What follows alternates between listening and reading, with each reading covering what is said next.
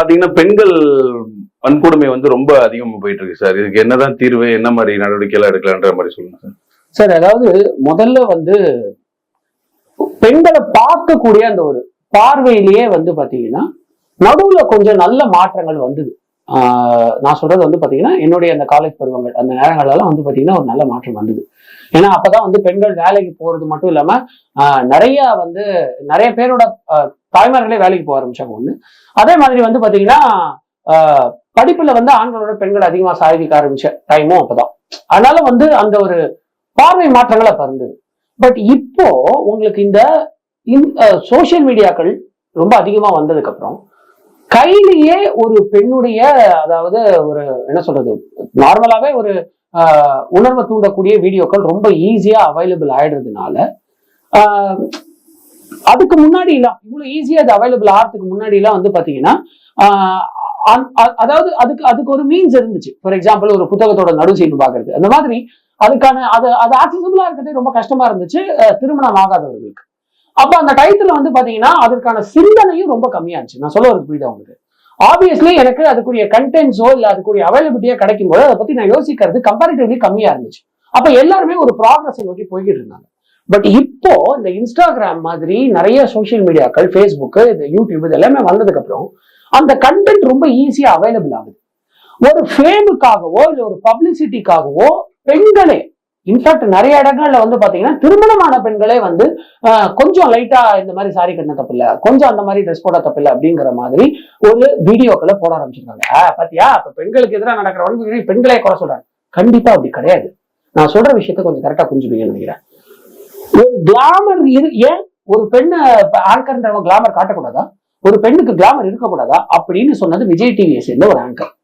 நான் அங்கதான் அப்படியே ஸ்டாப் பண்ண விரும்புறேன். ஒரு கிளாமர் காமிச்சா மட்டும்தான் ஒரு பெண்ணால சாதிக்க முடியும்ன்ற அந்த மைண்ட் செட்டை நம்ம டோட்டலா உடைக்கணும். சில பாடகர்களை நான் வந்து எக்ஸாம்பிள் காட்ட விரும்புறேன். அவங்க நல்ல விதத்துல யாரும் நான் தப்பா எடுத்து மாட்டேன்னு நினைக்கிறேன். சித்ரா அம்மா, ஜானகி அம்மா, இவங்கெல்லாம் வந்து அவங்களுடைய திறமையால தானே நம்ம எல்லாருக்குமே வந்து, அப்புறம் வந்து பாத்தீங்கன்னா பி சுஷீலா, இவங்கெல்லாம் அவங்களோட திறமையால நம்மளுடைய எல்லா வீடுகள்லயும் அவங்களோட குரல் ஒலிச்சுதா? இவங்களோட திறமையாலதான் என் பொண்ணையும் இந்த மாதிரி கொண்டு வரணும்னு நிறைய பேர் கனவு காண ஆரம்பிச்சோமா?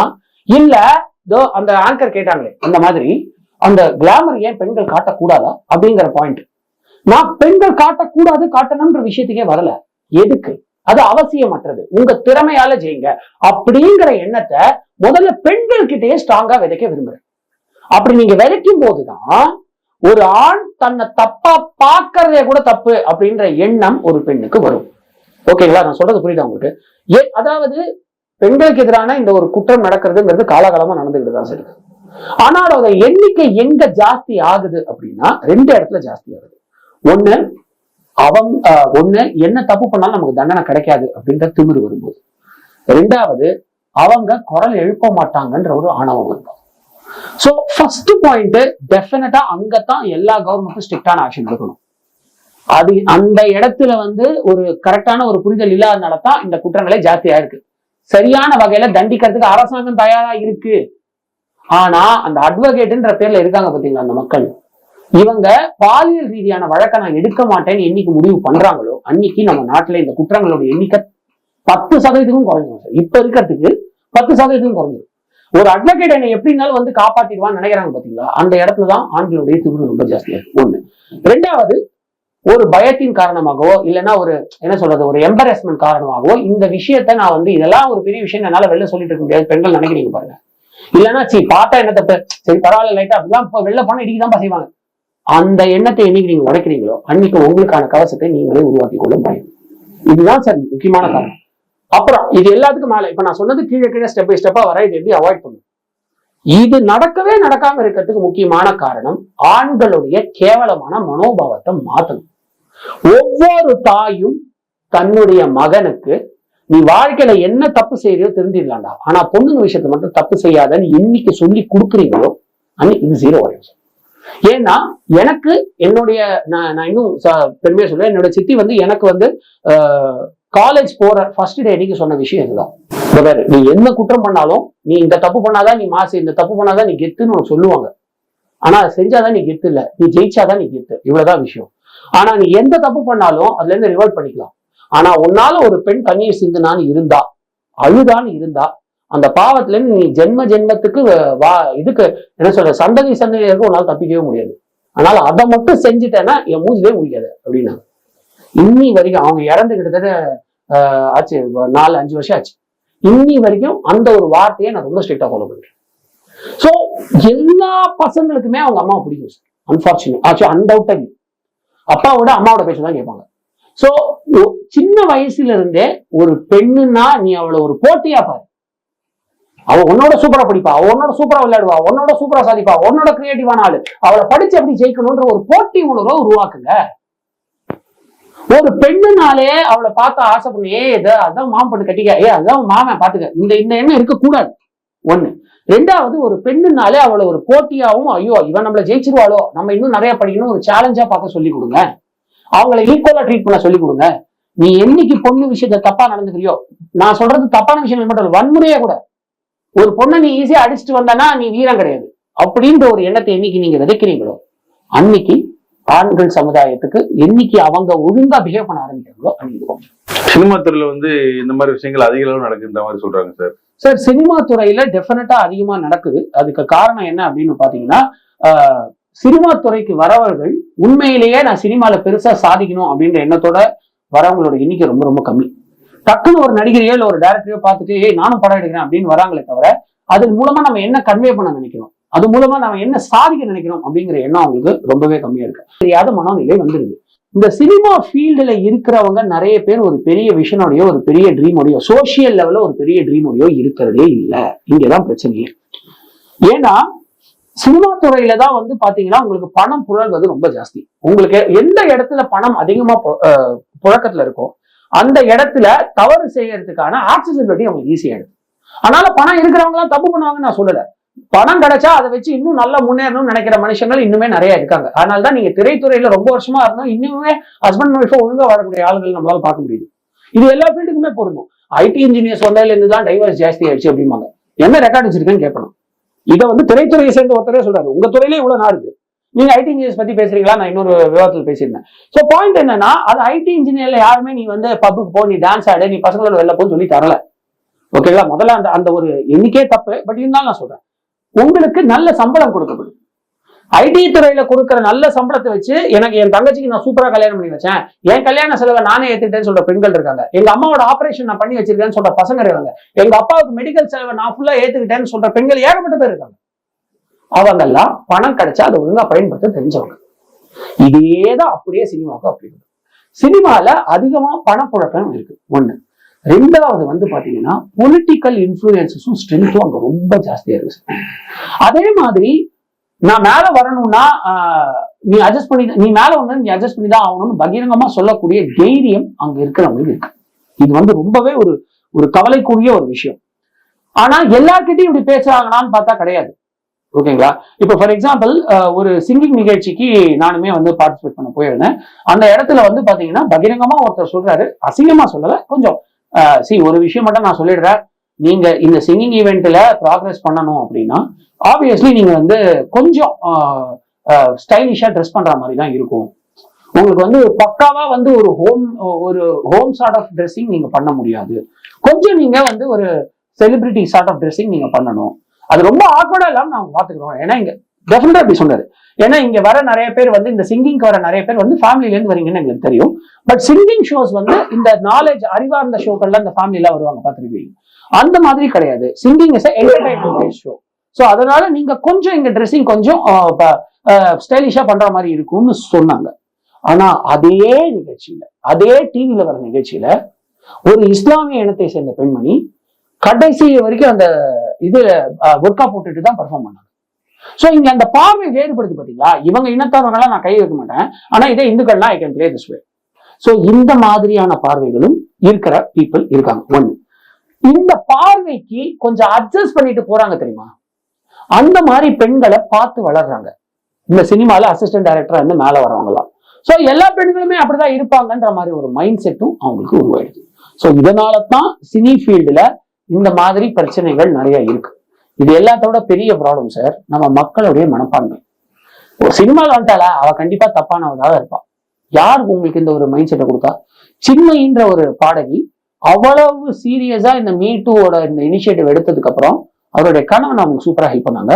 அதுக்கப்புறம் இந்த இனிஷியேட்டிவ் பூதாகரமா கிளம்பி பாடல் எழுதக்கூடிய வைரமுத்து அவர்களுக்கு எதிராக அத்தனை ஒரு கம்ப்ளைண்ட்ஸ் வந்துச்சு.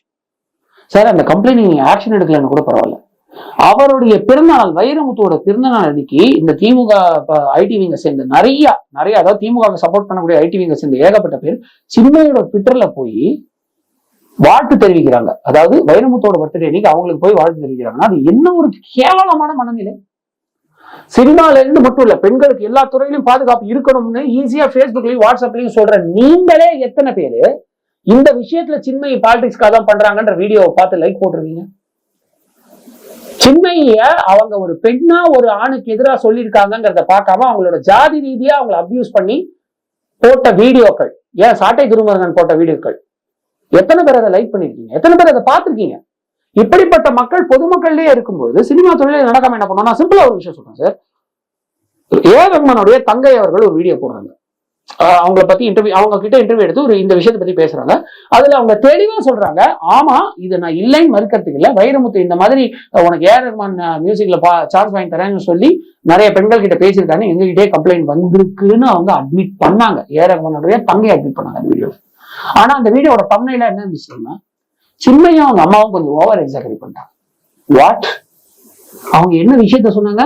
வைரமுத்து அவர்கள் பத்தி இந்த மாதிரி கம்ப்ளைண்ட் எங்ககிட்டயுமே வந்ததுன்னு அக்செப்ட் பண்ணது வரல. தம்ப்நெயில்ல என்ன வருது? சின்மயும் அவங்க அம்மாவும் கொஞ்சம் ஓவர் ரியாக்ட் பண்ணிட்டாங்க. ஏன்னா அது என்ன கேள்வினா, அவங்க இந்த அளவுக்கு பேசிட்டாங்களா, இந்த அளவுக்கு சீரியஸா நடக்குதா அப்படின்னு கேட்டதுக்கு, சார் தப்பானவங்க எல்லா இடத்துலயும் தான் சார் இருக்காங்க, நீ என்ன இந்த மாதிரி கேட்கறியா, நான் உனக்கு இதுக்கெல்லாம் பதில் சொல்ல முடியாதுன்னு கடந்து போயிருக்கலாம், இல்ல அதை இந்த மாதிரி நடக்குதுன்னு சட்டிலா சொல்லிருக்கலாம். பட் அவங்க ரொம்ப அதை எக்ஸாகரேட் பண்ணிட்டாங்கன்னு அப்படி சொன்னாங்க. அதாவது திரைத்துறையில எல்லாருமே இப்படி கிடையாது, எல்லாருக்கும் இந்த மாதிரி நடக்குது, பட் இதை நம்ம கடந்தும் போக முடியும் அப்படிங்கறத அவங்க அப்படிங்கறது இல்லாம அவங்க ரொம்ப சீரியஸா இதை பேசிட்டாங்கன்னு சொன்ன விஷயத்த சின்மையும் அவங்க அம்மாவை எக்ஸாகரேட் பண்ணிட்டாங்கன்னு தம்ப்நெயில்ல போட்டாங்க. ஆனா வைரமுத்து அவர்கள் பத்தி இந்த மாதிரி கம்ப்ளைண்ட் எங்க காதுக்கும் வந்திருக்குன்னு ரஹ்மானுடைய தங்கை அட்மிட் பண்ணதை போடலையே. சோ நீங்க ஒரு குற்றம் நடக்கும் பொழுது அந்த குற்றத்துல பாதிக்கப்பட்டவங்களுக்கு பேசாம அவங்களுடைய ஜாதி மதமும் நீங்க பார்த்து பேச ஆரம்பிச்சீங்கன்னா இந்த குற்றம் கண்டிப்பா திரைத்துறையில மட்டும் இல்ல எல்லா துறையிலும் இருக்கும். நீங்க கிளீன் எக்ஸாம்பிள் பாக்குறீங்க. கடந்த 8 நாட்களுக்கும் மேல 2 வாரங்களுக்கும் மேல இந்த பங்களாதேஷ்ல வெஸ்ட் பெங்கால்ல இறந்து போன அந்த டாக்டருக்காக மாணவர்கள் இன்னி வரைக்கும் போராடிட்டு இருக்காங்க. எத்தனை நியூஸ் சேனல் டிபேட் ஆச்சு. எடப்பாடி பத்தி அண்ணாமலை என்ன சொன்னாரு, துரைமுருகன் பத்தி ரஜினிகாந்த் என்ன சொன்னாரு, இதுவா முக்கியம்? அண்ணாமலை அவர்களும் எலெக்ஷன்ல தோத்துதா நீங்க எல்லாம் தான் சொல்லிட்டு இருக்கீங்க, எடப்பாடி அவர்களும் இப்ப இருக்கிற எம்பி எலெக்ஷன்ல தோத்துட்டாருன்னு சொல்றீங்க. அவங்கள பத்தி விவாதம் பண்றது முக்கியமா, இல்ல வெஸ்ட் பெங்கால்ல நடக்கக்கூடிய இந்தியாவே எதிர்க்கக்கூடிய அந்த டாக்டர் பாலியல் பலாத்காரத்தை பத்தி பேசுறது முக்கியமா? ஆனா இங்க யாருமே அதை பத்தி பேசலையே. ஆனா இதே உத்தரப்பிரதேசம் நடந்தா அவன் கத்தி கத்தி பேசுறோமே. சோ பாயிண்ட் என்னன்னா, ஒரு குற்றம் பெண்களுக்கு எதிராக நடக்கும் போது அதுல தப்பு செஞ்ச ஆணோடைய ஃபேமிலி போட்டோவே டிஸ்பிளே பண்ண தப்பு இல்ல. அப்படி பண்றதை விட்டுட்டு பாதிக்கப்பட்ட பெண் எந்த ஜாதி எந்த மதம், தப்பு செஞ்ச ஆண் எந்த ஜாதி எந்த மதம், இவர் இதுல எந்த பக்கம் பிராமின்ற பேர் எடிப்படுதோ அதுக்கு எதிராக நின்று பேசு. இப்படி ஒரு மனநிலை நமக்கு இருக்கிற வரைக்கும் திரைத்துறை இந்த மாதிரி ஸ்ட்ராங்கா பணம் புழக்கிறது துறையில இந்த பிரச்சனை நடக்கும். இப்ப இதுக்கு பெண்களுக்கான பாதுகாப்பு உறுதி செய்யறதுனா என்ன மாதிரி நடவடிக்கை சார், என்ன மாதிரி விஷயங்கள் கொண்டு வந்தா கரெக்டா இருக்கும்? அதாவது பெண்கள் ரியாக்ட் பண்ண ஆரம்பிக்கணும். நீங்க உங்க திறமையால ஜெயிக்க வந்திருக்கீங்க, ஜெயிச்சுக்கிட்டு இருக்கீங்க. இந்தியாவுக்கு மெடல் வாங்கி கொடுத்த, இந்தியாவுக்கு ஃபர்ஸ்ட் மெடல் ஒலிம்பிக்ல வாங்கி கொடுத்த மனு பாக்கர், 2 மெடலா வாங்கி கொடுத்த மனு பாக்கர்ல இருந்து, அதுக்கப்புறம் இந்தியாவுக்கு அதே ஷூட்டிங்ல சூப்பரா தங்க மெடல் வாங்கி கொடுத்த அவானியில இருந்து எல்லாருமே பாத்தீங்கன்னா பெண்கள் தான் இருக்கீங்க. படிப்புல டாப் வரீங்க, அடுத்து இப்ப சிஇஓ ஆயிட்டு வரீங்க, கலக்கிட்டு இருக்கீங்க. என்னைக்கு உங்களுக்கு எதிராக ஒரு தவறான விஷயம் நடக்குதோ அதை உடனே நீங்க எதிர்க்க ஆரம்பிங்க, அந்த எதிர்ப்பு தெரிவிக்க ஆரம்பிங்க. நான் சிம்பிளா ஒரு விஷயம் சொல்றேன், ஆண்களை உடனடியா திருத்தணும்னா இந்த ஜெனரேஷன்ல இப்ப இருக்கிற ஆண்களை உடனடியெல்லாம் திருத்த முடியாது. இன்னும் அந்த கேவலமான பார்வை இருந்துட்டு இருக்கு. ஆனா அடுத்த ஜெனரேஷன் ஆண்களை, பொண்ணுங்களை உனக்கான போட்டியா பாரு. உன்ன மாதிரியே அவங்களும் உன்ன மாதிரியே அவங்களுக்கு ஒரு எமோஷன்ஸ் இருக்கு, உன்ன மாதிரியே அவங்களுக்கு ஒரு ஃபீலிங் இருக்கு அப்படிங்கறத சொல்லி சொல்லி சொல்லி சொல்லி வளர்க்கணும். சோ அடுத்த ஜெனரேஷன்ல அதை கண்டிப்பா செய்ய முடியும், இப்பவே ஆரம்பிச்சோம்னா. ஆனா இன்னைக்கு பெண்கள் பண்ண வேண்டிய ஒரு விஷயம், ஐ ஆம் நாட் ஃபார் தட் பர்பஸ்ங்கிறத ரொம்ப ஸ்ட்ராங்கா சொல்லுங்க. உங்ககிட்ட உங்க ஆபீஸ்ல அந்த மாதிரி யாராவது ஒருத்தர் இன்டென்டா பேச ஆரம்பிச்சாங்க அப்படின்னா இதெல்லாம் அப்படிதான் இருக்கும் அப்படின்னு கடந்து போகாதீங்க. ஒரு ஸ்ட்ராங் மெசேஜ் அந்த இடத்துல. ஒண்ணுமே இல்ல சார், ஒருத்தர் சும்மாவே உங்ககிட்ட வராரு, அடுத்த நிமிஷம் இப்படி நவுந்து பாருங்க, வரமாட்டாரு. முக்கியமா ஐடி கம்பெனில. ஏன்னா ஐடி கம்பெனில மட்டும்தான் ஒரு போர்ட் ஆஃப் மெம்பரையே ஒரு பொண்ணு கிட்ட தப்பா நடந்துக்கிறான்றதால தூக்குனாங்க. ஒரு கம்பெனியில் நடந்தது, போய் சர்ச் பண்ணி பாருங்க. சோ அது நடக்கும். அது வந்து முக்கியமா ஐடி கம்பெனி மாதிரி இடங்கள்ல உங்களுக்கு பெண்களுக்கு எதிராக எவனா ஒருத்தர் செஞ்சுட்டானா அதை கொண்டு போறதுக்கான பக்கா சேனல்ஸ் இருக்கு. சோ நீங்க முதல்ல எதிர்ப்பு தெரிவிக்க ஆரம்பிங்க. அட்ஜஸ்ட் பண்ணாலோ இல்லைன்னா கொஞ்சமாச்சும் ஸ்டைலிஷா ட்ரெஸ் பண்ணாலோ சில ஜோக்ஸ் எல்லாம் நம்ம அக்செப்ட் பண்ணிட்டு போனால்தான் சாதிக்க முடியுங்கிறது கிடையவே கிடையாது. இது ஃபர்ஸ்ட் பெண்கள் நீங்க ஸ்ட்ராங்கா புரிஞ்சுக்கோங்க. இது பெண்களுக்கு நான் சொல்ற ஒரு ரொம்ப ஸ்ட்ராங்கா சொல்லக்கூடிய ஒரு விஷயம். அப்புறமா அட்வொகேட்ஸுக்கு நான் வைக்கிற ரிக்வெஸ்ட், எந்த கேஸ் வேணா எடுங்க சார். லஞ்சம் கேஸ் எடுங்க, கொலை கேஸ் எடுங்க, மணல் கொள்ளை கேஸ் எடுங்க. ஆனா தயவு செஞ்சு பெண்களுக்கு எதிரான வன்புணர்வுல ஒருத்தன் ஈடுபட்டானா அதை மட்டும் சப்போர்ட் பண்ணிட்டு வராதீங்க சார். மூணாவது, இவங்களுக்காக தான் நான் லாஸ்டா மீட் பண்ணேன். நான் ஆண்கள் கிட்ட ஓப்பனா கேட்கிறேன், இன்னும் எத்தனை நாளைக்கு உங்களுடைய கெத்தை விட்டுட்டு உங்களை வேணான்னு சொல்ற பெண்ணு பின்னாடி சுத்த போறீங்க? இந்த சினிமால இருக்கிற ஹீரோக்களுக்கு எல்லாம் வேற வேலை வெட்டி கிடையாது. எல்லா படத்தையும் சொல்லுவாங்க, உனக்கு ஒரு பொண்ணு பிடிச்சிச்சுன்னா சுத்தணும்டா, பின்னாடி பைத்தியம் மாதிரி சுத்தணும்டான்னு 12 படத்துல இப்ப வரையும் சொல்லிட்டு தான் இருக்காங்க. ஆனா அது இல்ல லைஃப். உங்களுக்குன்னு ஒரு கெத்து இருக்கு. ஒரு ஆண் அப்படின்றதுக்கான டெபினிஷன் என்ன தெரியுமா பிரதர்ஸ்? தனக்கு சொந்தம் இல்லாத ஒரு பொண்ணை மனசுல கூட தப்பா நினைக்காம இருக்காம பாருங்க, அவன் தான் உண்மையான ஆம்பளை. நினைக்கும் போதே you are getting your self into a trouble. இன்னும் சிஸ்டம் மாறிக்கிட்டே இருக்கு தலைவா. ஒரு நாள் தப்பு பண்ற அத்தனை பேர் செமத்தியா வாங்குவான். அந்த லிஸ்ட்ல நீங்க இருக்காரு.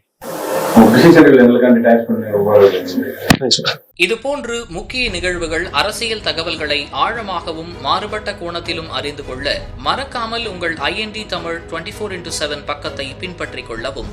உங்கள் ஒவ்வொரு ஆதரவும் இதுபோன்று பல நிகழ்வுகளின் பின்னணியை அறிய உதவும்.